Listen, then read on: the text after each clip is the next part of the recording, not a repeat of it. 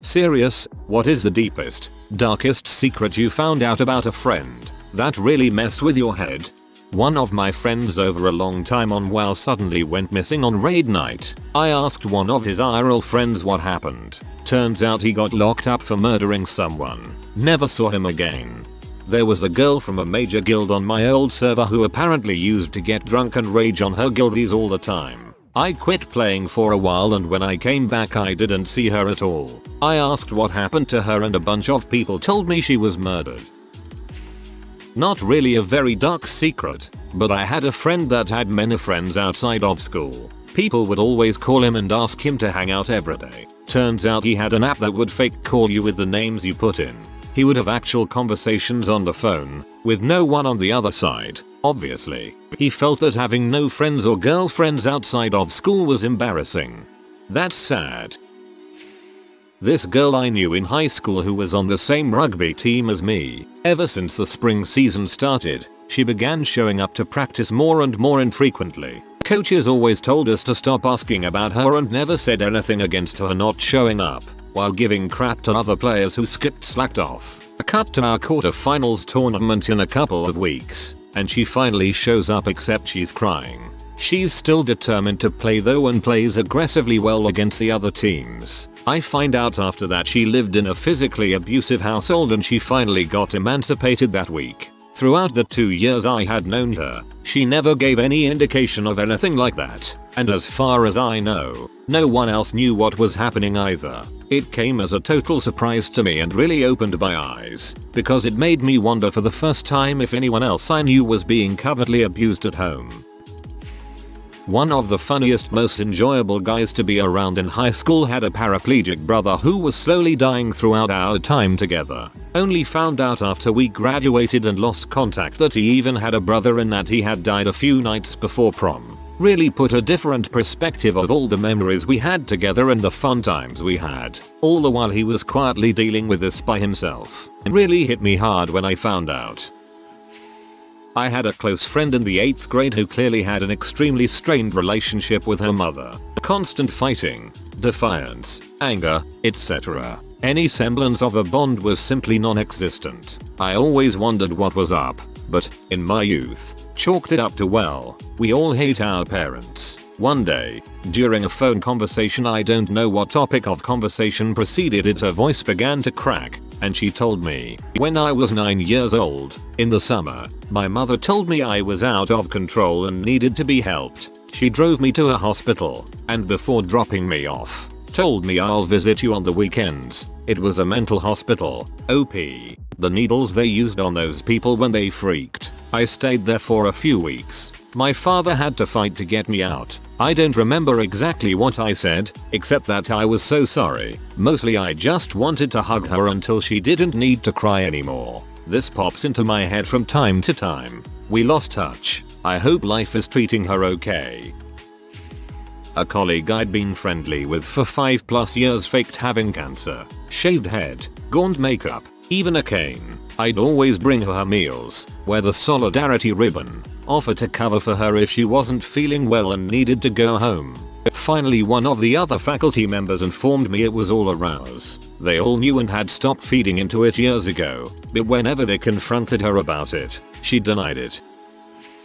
I went to high school in a small, affluent suburban town. I knew this girl. We weren't that close, but we had some mutual friends, so we were occasionally hanging in the same circles. She was quiet, a good student, that type. Years later she became a public advocate for children who had been sold into prostitution. It turned out starting from the age of 10, so the entire time I knew her, plus more, her parents had been forcing her into prostitution. This was apparently going on weeknights after school. It fricked me up so bad to imagine what she must have been going through, while still having to go to school and being a great student. And it fricked me up even more to think this could be happening in my own hometown. But the thing that really fricked me up the most was that her parents used the money from this to pay for her to go to college, one of the most prestigious public universities in the US. Like in some fricked up way they thought they were helping her. Scarred me for life. This one freaks me out the most of all the answers I've read on here. Parents prostituting their own daughter from the age of 10. WTF was going on in their minds? That poor girl. One of my best friends has a severe fear towards tools. After her noticing me noticing it, she finally told me about it. Turns out her brother tried to kill her several times growing up. He's gotten arrested multiple times for assault with and without weapons, etc. Their mom was essentially a single parent, and rather than dealing with it, she just told her he was only playing and wouldn't actually do it. Nothing like insane siblings and good parenting. I find nothing sadder than family members hating killing each other, especially siblings. I found out that my friend has debated jumping in front of a car to kill herself every day after school. She also told me that I was usually the one stopper when I said bye or something. This fricked me up for a while. I worked at a coffee shop with a woman who was considerably older than myself. She's the most lovely, kind-hearted, and friendly person I've met, and she was sort of a motherly figure to me. I don't know how this came up in conversation, but one day she told me she cheats on her husband with her ex-husband every chance she gets. I just don't know how to feel about that. If there's anything I've learned from watching 20 years of friends getting married and divorced, it's that you never know what's going on in a marriage. This was years ago, but I learned from another classmate that my friend's parents were intentionally starving her for some reason unbeknownst to us at the time. She was naturally tiny, so I didn't realize, but then her behavior started to change and I knew that she wasn't being treated right. After a while, the younger sister told us that their parents wanted her to be skinny, at 12 freaking years old, to look beautiful for an older guy that they'd arranged to be her husband. I don't really know what became of it, seeing as I'm no longer in contact with any of my primary school friends, but I can only hope that she's doing well, and that her sister didn't have to follow in her footsteps.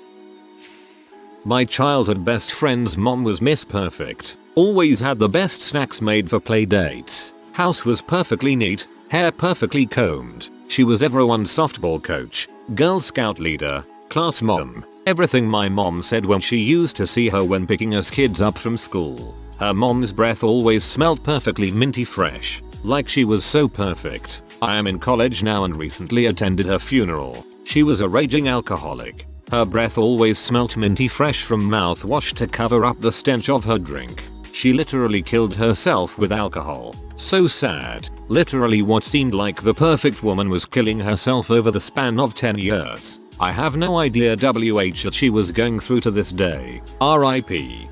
Sort of terrifying that if the mouthwash was to cover up alcohol, she was drunk while driving her kids home from school.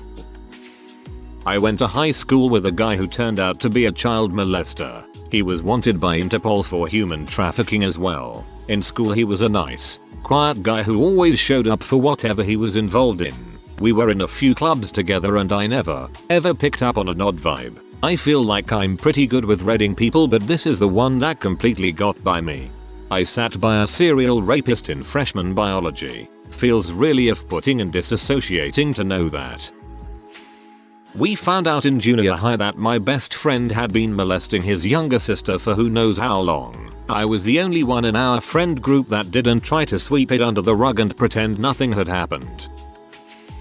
A girl who was my best friend ended up confessing to me in freshman year that ever since she was young her father had raped her. I told her to not go back home that day and she could come stay at my place for however long she wanted. I explained this to my parents, who called the cops and let her stay at my place until police showed up to bring her in for questioning. I'm not really sure why, but after a few more years of not seeing her, she added me on Facebook and thanked me for everything I did for her. Turns out she went into foster care and moving in with a family all the way in Ottawa. Pretty sad story, but her life has gotten much better. I just wish I could have done more. You did the best you could do given the situation. Good job equals. University. In my halls of residence, made friends with a guy who was into heavy metal music. He was quite different compared to myself. Me sporty, involved in university football team, etc. He was big into his pot and metal music. But I talk to anyone, and if you're not a dong, I don't care how you dress or what music you like, etc. He had come from the other side of the country and I could tell he felt quite lonely and was just about surviving financially. So I used to invite him into my room with other friends and it would always end up me and him talking about conspiracy theories and all sorts till the early hours. When we were going out I would drag him out with me and I would stick a 20 or so in his pocket and say, when you make it big, he was a musician, you can give me a backstage pass. I started a cook-off with him in the halls as he wasn't sure how to cook, so gave him a few recipes and he ran with it. He was a great guy. We liked totally different things but at the same time connected. Anyway, one of these nights I forced him out because he was looking homesick in his room. He was drunk and we were walking home. He put his arm around me and said, "You know, if it wasn't for you I wouldn't be here right now." Me thinking he was referring to him being out and drunk, I said, "I know you were tough to persuade to come out." He responds, "No, not this, I mean you saved me so many times and you don't know it." Being confused I asked what he meant. "Dude, I'm so unhappy here, I've thought about suicide and at times gone to do it, only for you to come in and start talking to me, or you've forced me to come out. I never wanted to be here. My parents forced me here. I just wanted to end it all." I was drunk and a bit in shock and said back that he should never end it over being somewhere you don't want to be, doing something you don't want to do. You can change that by just dropping out and doing something you really want to do. No one would see you as a failure but as someone who has the balls to go against the flow and chase the dream of what they want to do. I remember him looking straight at me and he smiled and nodded at me. He then motioned to the takeaway and asked if I wanted anything he was buying. He then laughed and said, "Well, you are, it's your money." A few weeks later we broke for Christmas and we all went back to where we came from for the holidays. He rang me and he was in the car with a friend driving back to university to get his stuff. He was leaving. I remember him sounding so relieved. He thanked me for everything. It was only later I realized the difference I made, and it messed my head a little bit. Started thinking how if I hadn't have been the way I was, what would have happened and the knock-on effect it would have had for me and his family. Hope you're doing well, Jim, and rocking it. The world needs more people like you. An interesting secret I found out about a friend was that he had starred in a gay P. He was straight as far as we knew, dated females. He would have been between 18 and 22 at the time. It was always a rumor. One day my friends and I received a text message with the link sent anonymously. We watched him do butt sex. Awkward. Gay for pay is a thing.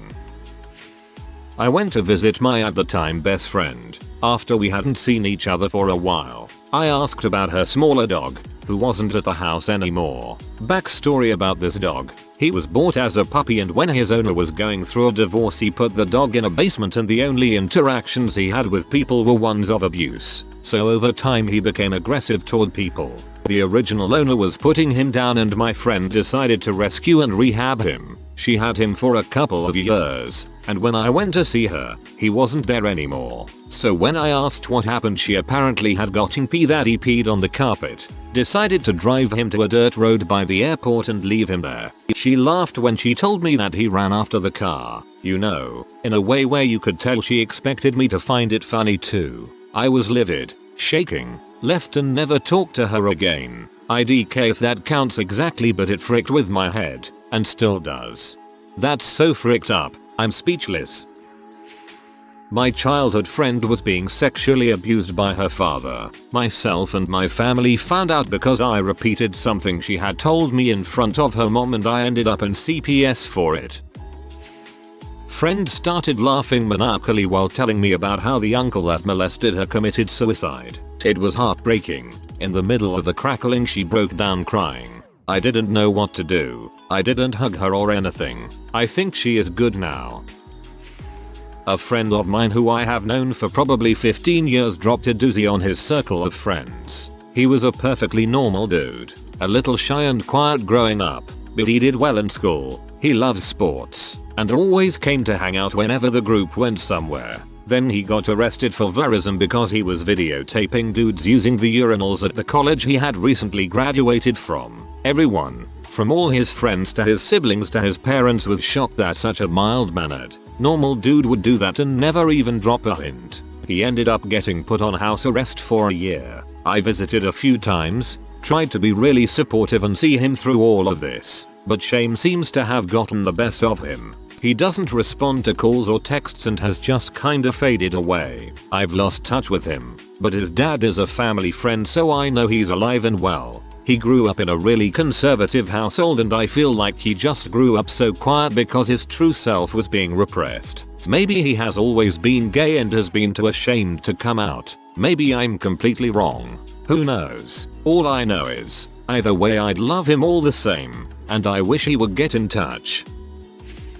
Two of my best friends share the same dad. They're a freaking month apart, but I love them both so much. I've been in both of their weddings.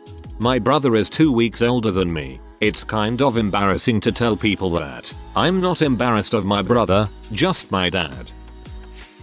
Had a friend I met in music camp who got arrested a few years ago for being an accomplice to the selling and distribution of child pee, which was done by her husband, and she didn't know about it until he got arrested.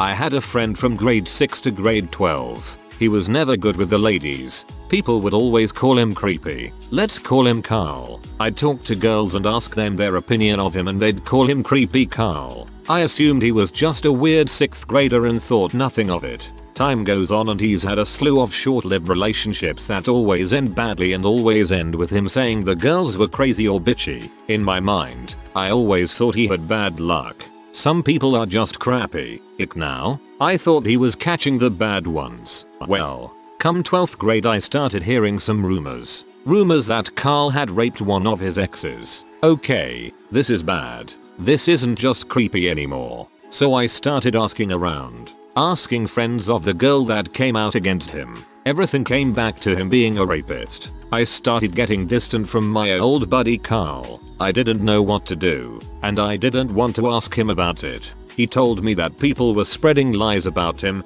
but that's also what he said years before that and nobody's bothered bullying the kid since before middle school. Well, after I started distancing myself more word came out. Another girl claimed he raped her. At this point I just looked at all the puzzle pieces in front of me. 2 rape accusations from 2 separate girls, many failed relationships where he was never the one at fault apparently, and never hearing a good thing about him from any girl around. I was disturbed. I defended him in middle school when people were saying he was a creep, and that he was just misunderstood. I bailed. I just stopped talking to him. True or not, I didn't want to associate with a person that volatile. Unnecessarily long post, but it bothers the crap out of me so I rambled. TL. DR. Best friend from middle school to most of senior year is probably a rapist. We're no longer friends.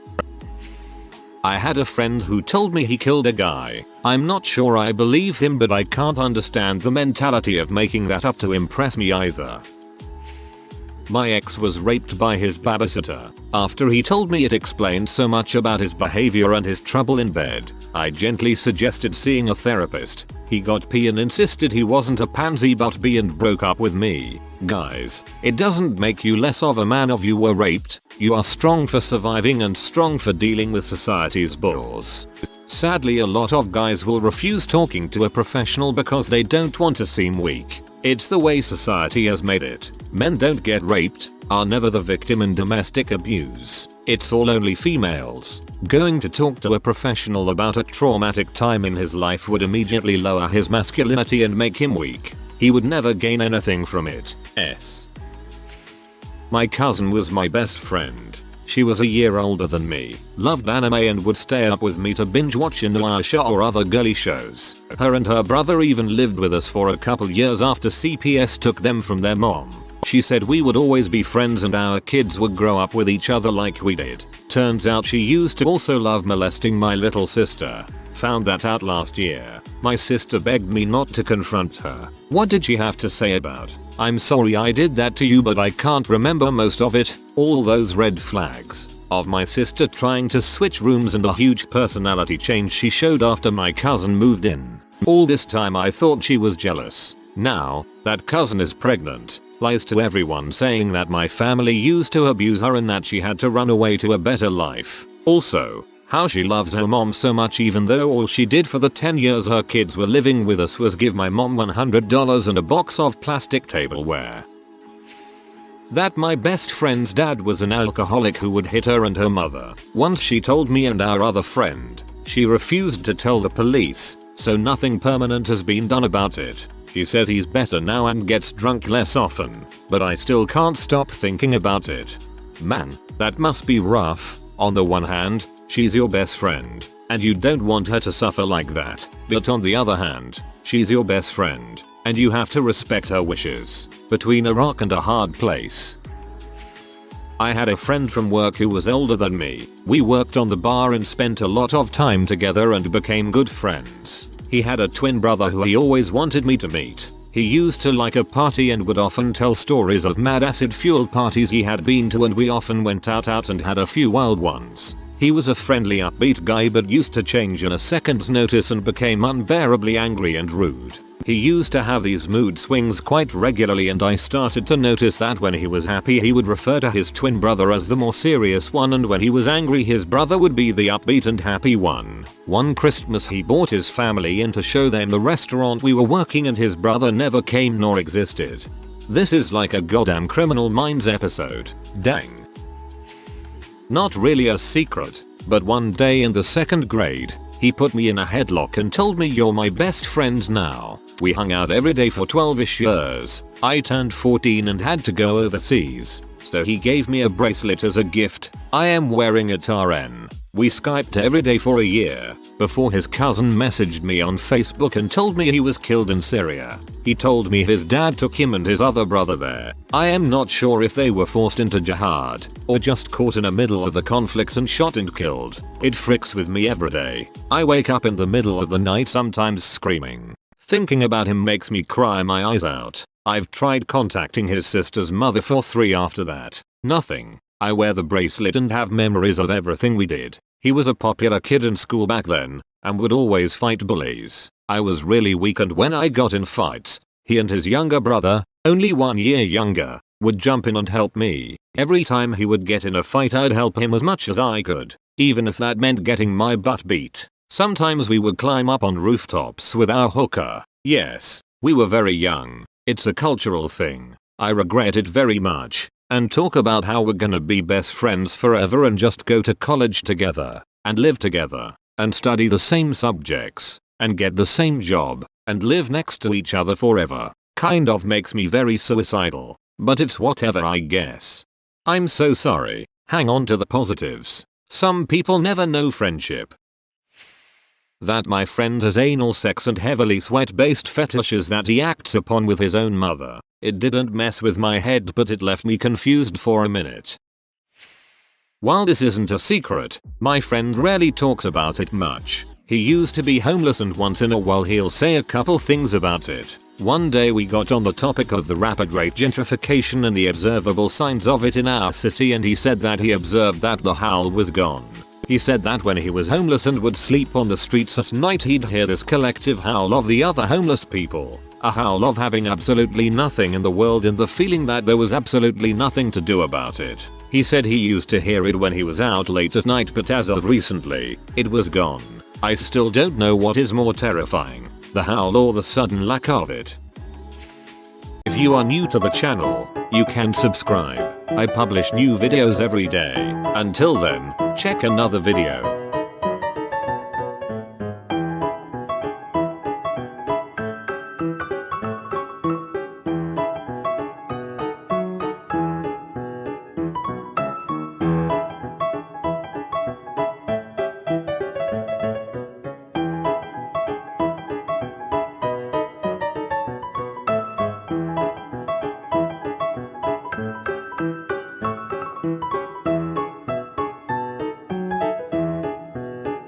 Bye for now.